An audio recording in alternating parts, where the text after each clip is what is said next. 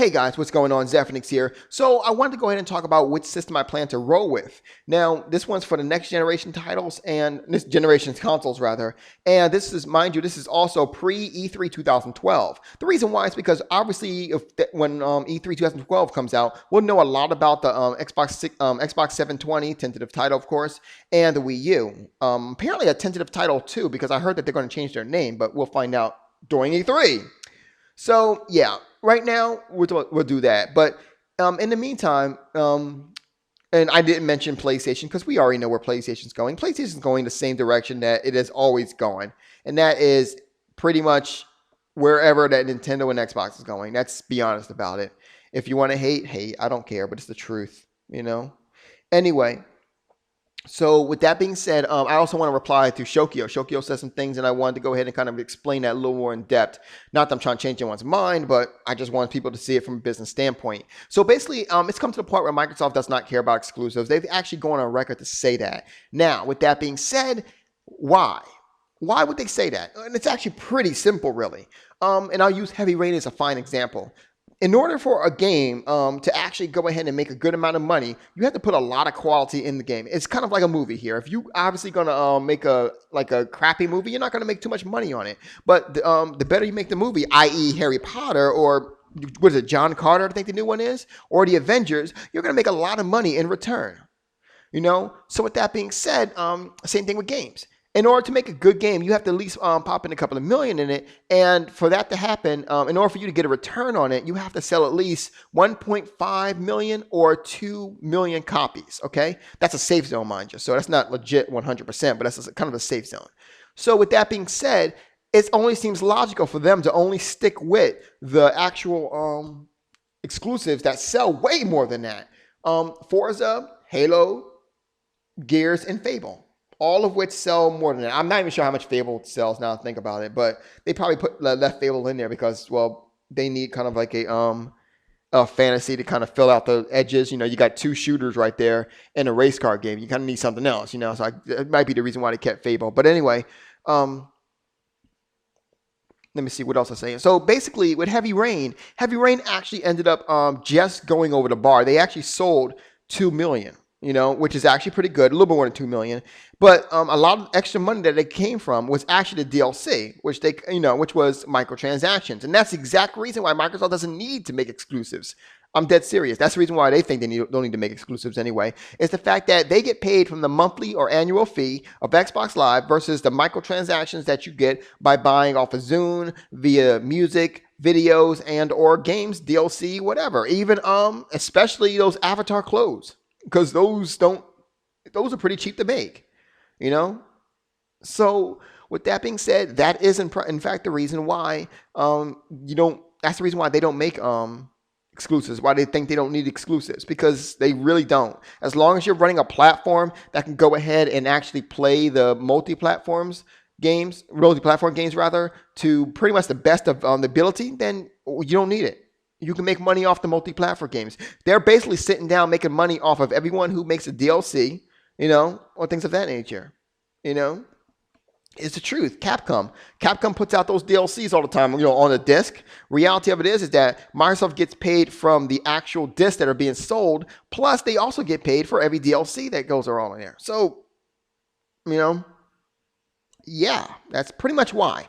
It's because with all the money they're doing with that and that, all they can do is they can go ahead and mold Xbox to what they want it to be, which is apparently a family in the living room console entertainment center, if you will. And that's pretty much it.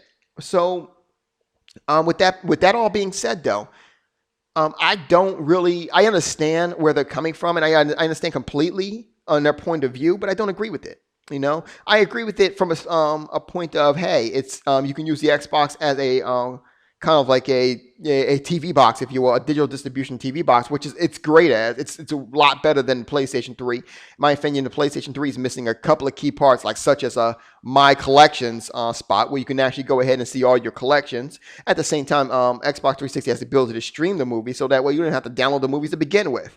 But the reality of it is that despite all that, As a gaming console, I don't think I'll be rolling with the Xbox 720 this year, this generation. That's not to say I won't get it. It's a good chance that I will get it, just simply to go ahead to give it my own review.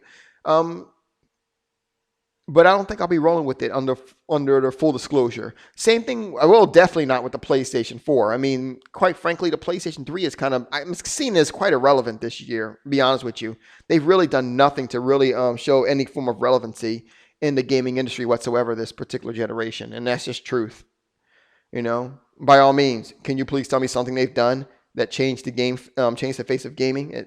Please don't say the Vita, because the Vita is pretty much just a handheld console. And quite frankly, it has pretty much all the features of the 3DS, oh, I'm sorry, and a back touchpad, which is essentially a trackpad, which is on my laptop right now. So it really has nothing innovative in it, be honest with you. Nothing I've never seen before. But anyway, and it's not that any system has anything that I haven't seen before. Let's get that straight too. But when it comes down to it, it's about what I want to play. And for the most part, I get all my games on a PC.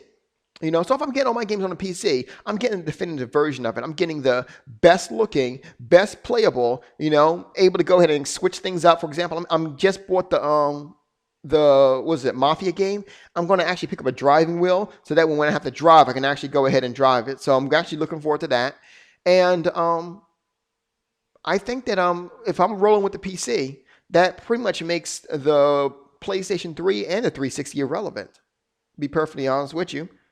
Because no matter what game that you have on the PlayStation 3 or the Xbox 360, you're always going to find the equivalent, and in most cases better, on the PC.